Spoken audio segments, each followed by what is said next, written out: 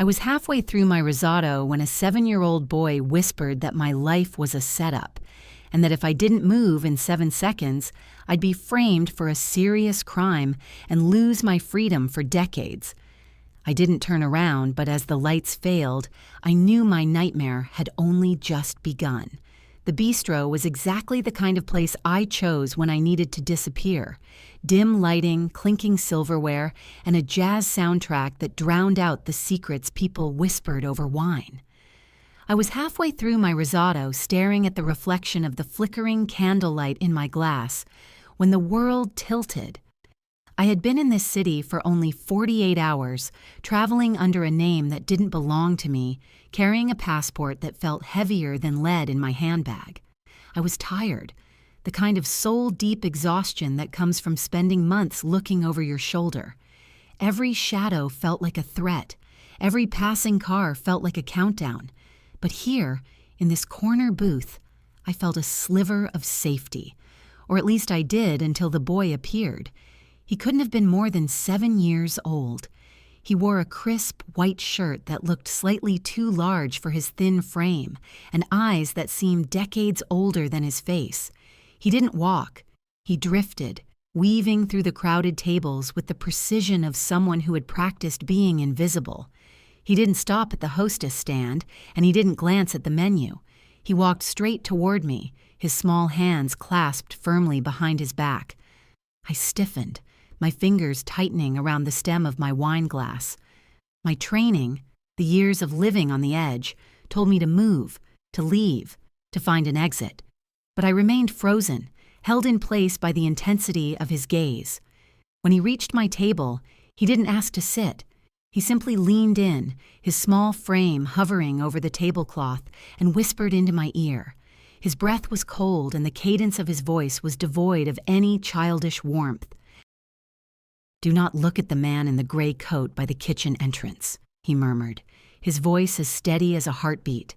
"He isn't waiting for a table. He's waiting for the signal to initiate the organized scheme.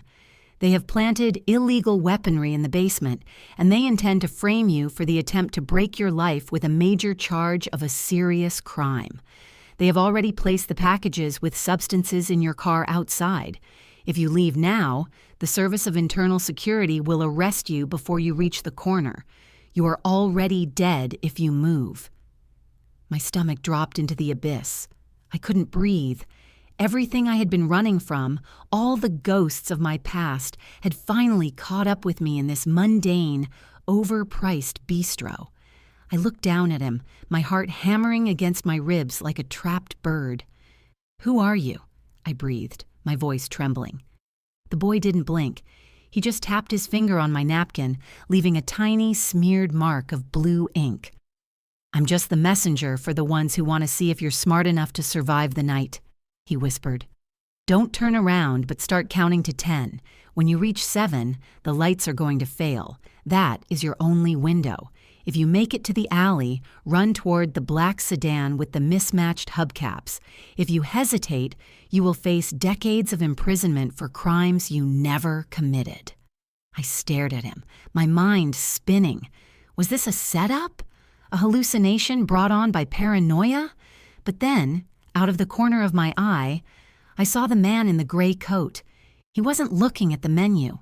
He was looking at his watch, and his hand was tucked deep into his jacket pocket, resting on something heavy and rigid, something that wasn't a wallet. My pulse quickened. The boy started counting, his voice a chilling monotone beneath the jazz music. 1, he began. I felt the air in the room grow thick, heavy with the scent of impending disaster. 2. I reached for my bag, my knuckles white. 3. The man in the gray coat stood up, his eyes locking onto mine with the predatory stillness of a hunter. I realized then that my nightmare had just begun. 4, the boy continued, his eyes locked onto mine, unblinking. The man in the gray coat took a deliberate step toward our booth, his movements calculated and cold. My skin crawled with the sensation of being targeted. A bullseye burned into my back. 5. I shifted my weight, preparing to bolt, but my legs felt like lead weights. 6. The man in the gray coat signaled to someone hidden in the shadows near the bar. A tall, hulking figure stepped out, his hand also buried inside his coat, clutching something clearly prohibited. The atmosphere in the restaurant shifted instantly from casual luxury to a suffocating pressure chamber. My throat went dry. Every instinct I'd honed over the years screamed that this was a trap designed to destroy me, to lock me away for a crime I hadn't committed. 7. The world plunged into absolute crushing darkness. The lights didn't just flicker, they died with a sharp electronic pop, as if the entire grid had been severed. For a heartbeat, the room was silent, a terrifying, pregnant pause, before the chaos erupted. Chairs scraped violently against the floor, glass shattered, and muffled shouts of panic filled the air. I didn't wait. I didn't think. I kicked my chair back, the movement purely reflexive, and dove toward the floor. I felt the sharp edge of a table graze my shoulder as I scrambled toward the kitchen exit the boy had pointed out. My breath came in ragged, jagged gasps. Behind me, I heard a heavy thud. Someone had gone down hard, followed by the distinct metallic click of something dangerous being readied. They weren't just here to arrest me, they were clearing a path, and they didn't care who got caught in the crossfire. I crawled, my fingers tracing the cold tile of the floor until I felt the swinging door of the service entrance. I pushed through it, tumbling into the kitchen. The smell of grease and burnt coffee was overwhelming, but it was the sight in front of me that stopped my heart. 2 men in dark uniforms, not police but private contractors associated with the organized scheme, were blocking the back exit. They were frantically whispering into their radios, their eyes scanning the dark room with small, intense flashlights. "She's in the kitchen," one of them hissed, his voice cutting through the ambient noise of the restaurant's panic. "Secure the exits. The Service of Internal Security expects us to have her pinned before the local authorities arrive." I pressed my back against a stack of crates, my pulse drumming against my temples. I was trapped. To my left, the man in the gray coat, who had followed me from the dining room, was closing the distance, his flashlight sweeping the floor, searching for the tip of my shoe. I had seconds. My hand brushed against something on the floor, a heavy, industrial-sized metal whisk. It wasn't much, but it was all I had. Just as the beam of his light hit the crates covering me, I realized the boy was still there. He was standing in the shadows by the utility closet, completely untouched by the confusion. He pointed toward a narrow, rusted vent in the wall. Too small for a man, but perhaps big enough for me if I discarded my bag. He mouthed a single word: "Now." I lunged. I didn't swing the whisk. I used it to shove a heavy cart of dirty dishes into the path of the man approaching me. As he stumbled, swearing in a language I didn't recognize, I scrambled toward the vent. I threw my bag, containing my life, my money, and my false identity, into the darkness of the service hallway and braced myself to squeeze through the opening. But as I pulled myself into the cramped, metallic space, I felt a firm, cold grip on my ankle. Someone had caught me. I looked back, expecting the man in the gray coat, but what I saw was far worse. It was the boy, his face now devoid of any emotion, his grip as strong as iron. He wasn't helping me. He was holding me in place. "You aren't supposed to escape through the vents," he whispered, his voice vibrating through the metal. "The script has changed. The internal security team is already inside the alley, and they have the illegal weaponry in hand. You aren't being rescued. You're being framed." He yanked me back, pulling me out of the vent just as the kitchen door flew open and a blinding searchlight flooded the room. I was exposed, trapped, and standing right over a black bag that had just been shoved under my feet. A bag I knew contained the prohibited substances that would guarantee I disappeared into a prison for decades. I looked up into the harsh light, blinded and broken, and saw the cold, familiar uniform of someone I had trusted with my life years ago. He stepped into the room, his weapon drawn, and he wasn't looking for the criminals. He was looking straight at me.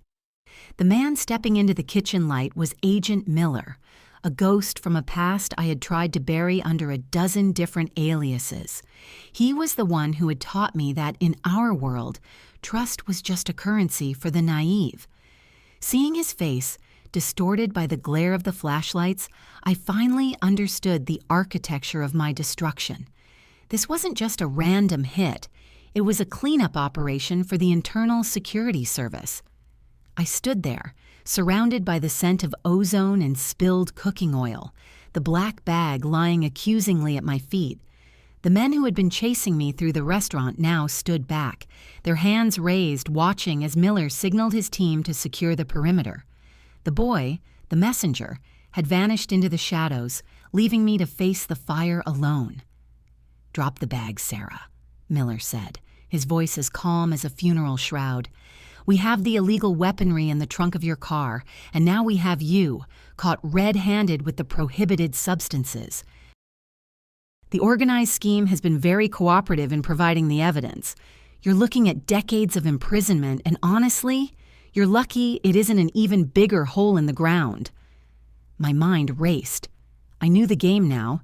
Miller didn't want justice. He wanted a body to fill the ledger, a scapegoat to close a case that had embarrassed his department. He wanted me erased. He took a step forward, his boot crunching on a broken dinner plate. I looked at the black bag, then at Miller's steady, unblinking eyes, and I made a choice. I didn't reach for the bag. Instead, I reached into the pocket of my coat, where I had kept a small, encrypted voice recorder, a remnant from my time as an operative.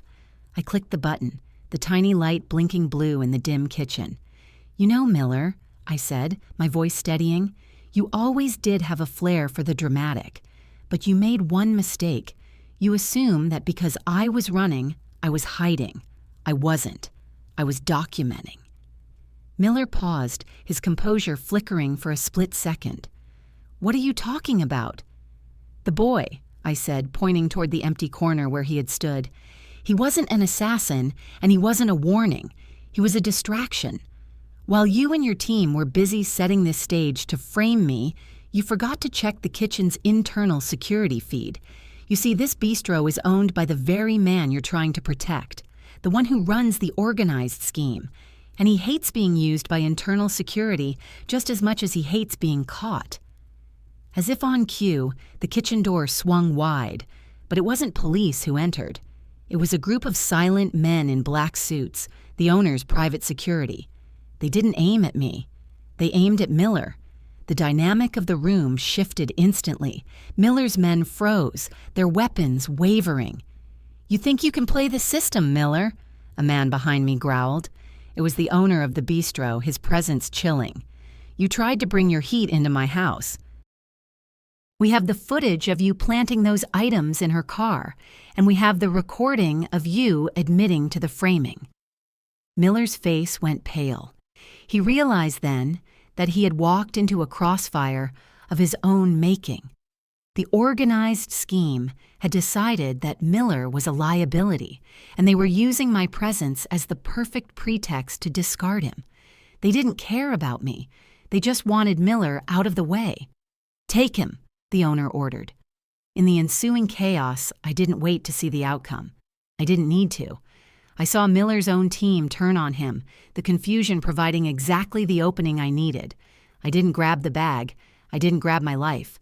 I stepped over the chaos, slipped through the side pantry, and moved into the cool, damp air of the alleyway. I didn't stop running until I hit the subway station 3 blocks away.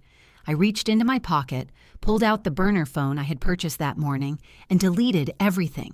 No aliases, no past, no secrets. As the train screeched into the station, I caught my reflection in the dark glass of the doors.